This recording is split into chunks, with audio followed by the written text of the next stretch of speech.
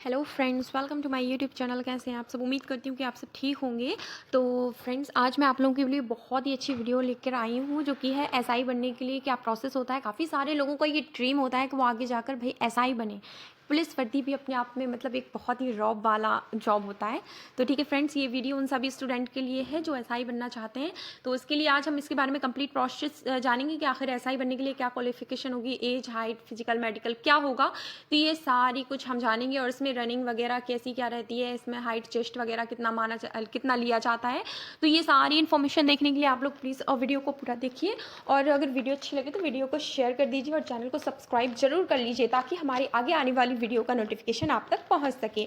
देखिए, किसी भी फील्ड में जॉब करने के लिए, कभी भी सफ़र में आगे बढ़ने के लिए आपको मंजिल तभी मिलेगी जब आपको रास्ते के बारे में पता होगा, आपको राह में आने वाली चुनौतियों के बारे में पता होगा। तो यही है, हम इस एग्ज़ाम से रिलेट करते हैं इसी वर्ड को कि जी आपको एसआई बनने के लिए क्या क्या करना पड़ेगा, उसके बारे में आपको इसके बारे में सोचना, पहले जानकारी लेना बहुत ही ज़रूरी है। अगर आप किसी चीज़ के बारे में इंफॉर्मेशन नहीं लेते हैं तो फिर आप उस फील्ड में बहुत ही कम चांसेस होते हैं कि आप अपना निश्चय हासिल कर सकें और अपना संकल्प पूरा कर सकें।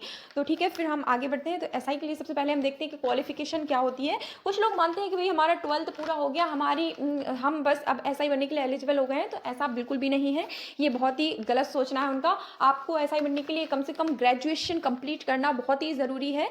ग्रेजुएशन किसी भी सब्जेक्ट से कर सकते हैं, सब्जेक्ट की कोई रिक्वायरमेंट नहीं है। जैसे कि आप BA, BCom, BSc, BBA, BCA, मतलब कुछ भी कर सकते हैं। आपका ग्रेजुएशन कंप्लीट होना चाहिए। और इसके बाद में बात आती है कि आपको ग्रेजुएशन कितने मार्क्स लाने चाहिए। तो ग्रेजुएशन में मार्क्स की भी कोई रिक्वायरमेंट नहीं है डियर्स। ऐसा नहीं है कि आपका अगर 70-80% मार्क्स होगा या आप टॉपर लिस्ट में होंगे तभी आप इस एग्ज़ाम के लिए एलिजिबल हैं। तो ऐसा नहीं है, सिर्फ पास होना बहुत ज़रूरी है कि आपने ग्रेजुएशन कंप्लीट किया हुआ है, आप इस एग्ज़ाम में पास हैं, आपकी कोई सप्लीमेंट्री एटीकेटी वगैरह नहीं आई है, तो यस आप फिर इस एग्ज़ाम के लिए एलिजिबल हो जाते हैं फ्रेंड्स।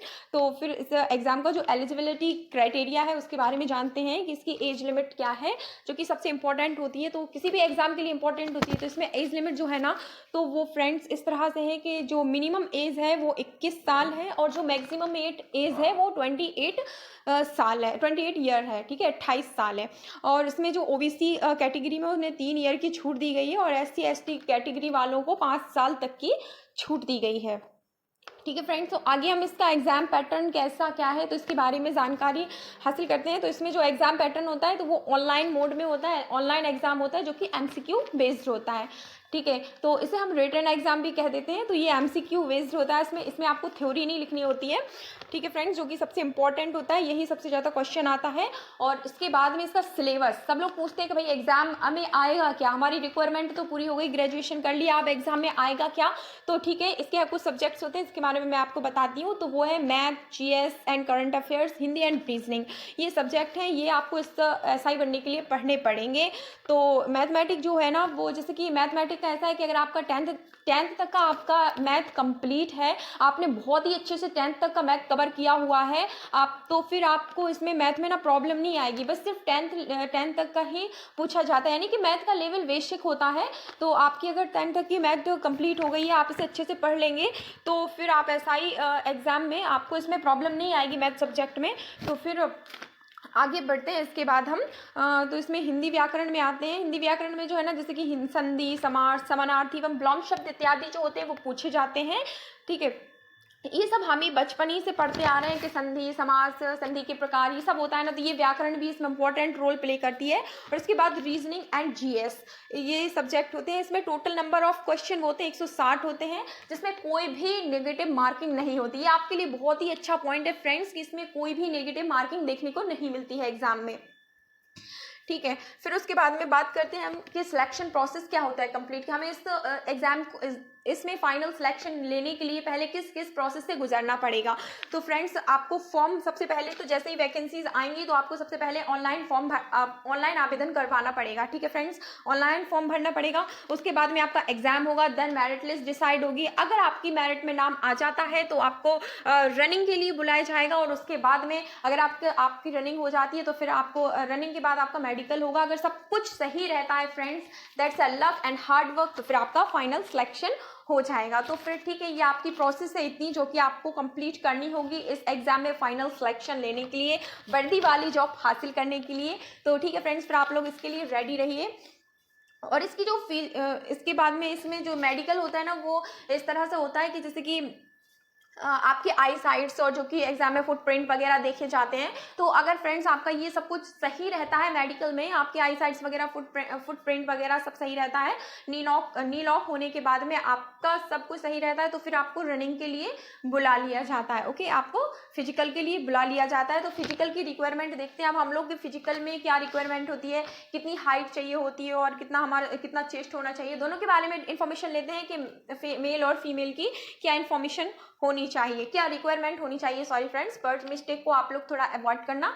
ओके, तो इसमें जो मेल कैटेगरी जो मेल है ना, वो जनरल एससी और ओबीसी कैटेगरी के जो मेल है, तो उनकी जो हाइट है ना वो 168 सेंटीमीटर तक होनी चाहिए। और जो एसटी कैटेगरी के मेल है ना, उनकी हाइट जो है ना 160 सेंटीमीटर तक होनी चाहिए। उसके बाद में चेस्ट की बात करते हैं फ्रेंड्स हम लोग कि आखिर चेस्ट कितना होना चाहिए। तो चेस्ट है जनरल ओबीसी और एससी कैटेगरी के जो मेल्स आते हैं ना, तो उनका जो चेस्ट है ना वो 79 to 84 सेंटीमीटर होनी चाहिए।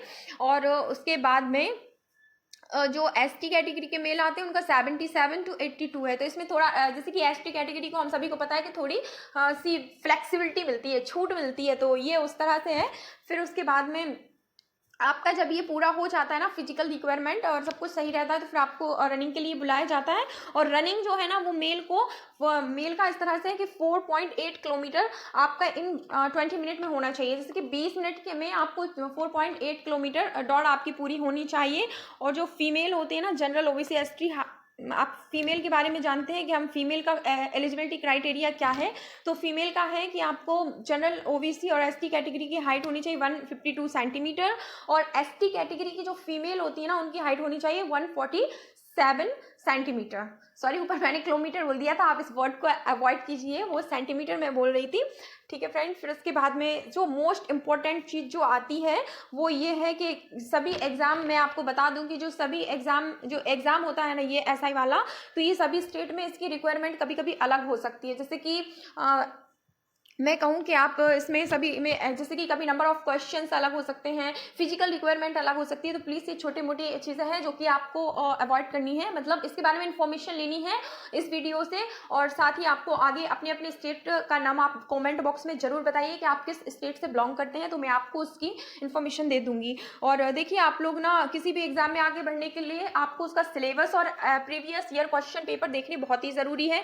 तो आप लोग इसके बारे में अपना प्रीवियस ईयर क्वेश्चन पूरा इकट्ठा कर लें एसआई से रिलेटेड और उसको पूरा देखें। तो एसआई की तैयारी कैसे करें इसका होता है, तो इसमें आपको रिटन एग्जाम होता है जो फिजिकल टेस्ट होता है, तो ये दोनों ज़रूरी हैं। ऐसा नहीं है कि आपने रिटन पूरा कर लिया तो फिर आपका फिजिकल में मसला कोई प्रॉब्लम नहीं आएगी, तो ऐसा नहीं है। और अगर आपका फिजिकल आपका पूरा हो गया है तो फिर आपको रिटन में कोई प्रॉब्लम नहीं आएगी। तो आपको दोनों ही अच्छे से कंप्लीट करना पड़ेगा और दोनों की तैयारी बहुत ही अच्छे से करनी पड़ेगी, जिसके लिए आप आपको क्वेश्चन पेपर डाउनलोड कर सकते हैं और उन्हें बहुत ही अच्छे तरीके से देख सकते हैं कि आखिर एग्जाम का लेवल किस तरह का होता है। आप देखिए, किसी भी एग्जाम के लिए आप जितनी ज़्यादा प्रैक्टिस करेंगे आपके सिलेक्शन के चांसेस उतने ही